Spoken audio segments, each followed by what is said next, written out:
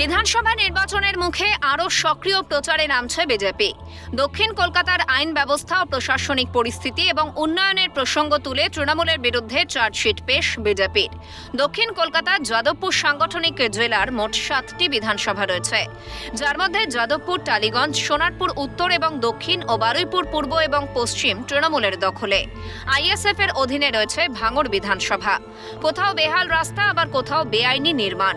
এসবের পাশাপাশি রয়েছে পানীয় জলের সংকট। এছাড়াও সর্বত্র মাফিয়ারাজ, কাটমানি লুটের রাজত্ব। উন্নতির নামমাত্র নেই। এই বিষয়গুলির ওপর জোর দিতেই 7টি বিধানসভার সাধারণ মানুষের দাবিগুলোকে একত্রিত করে চার্জশিট পেশ বিজেপির। রাজ্য বিজেপি মুখপাত্র কেয়া ঘোষ, প্রদেশ নেতৃত্ব শিলভদ্র দত্ত, জেলা সভাপতি মনোরঞ্জন জোদ্দার একে একে পড়েন প্রতিটি চার্জশিট। তৃণমূল শাসনের নেতিবাচক দিকগুলি সাধারণের জানা দরকার এবং আগামীতে সুযোগ পেলে আসল উন্নয়ন করে দেখানোর বার্তা গেরুয়া শিবিরের।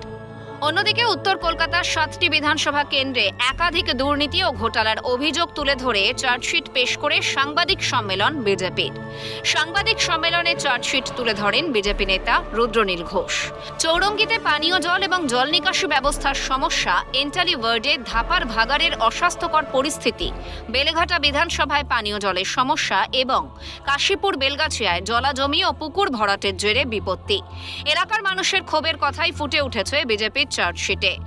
তারা সবকিছুই বুঝিয়ে দিতে চায়।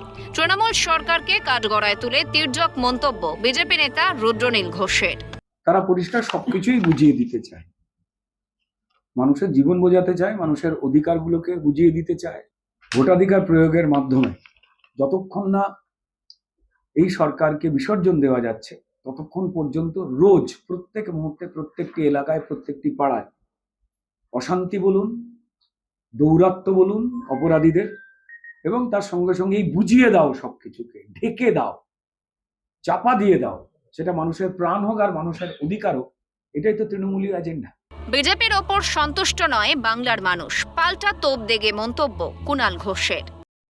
জেনারেল রেখেছেন, বাংলার মানুষ বিজেপিকে শোকজ করে রেখেছে এবং বিজেপির তারপরে যা যা বলে বেড়াচ্ছে তাতে বাংলার মানুষ একটু সন্তুষ্ট নন।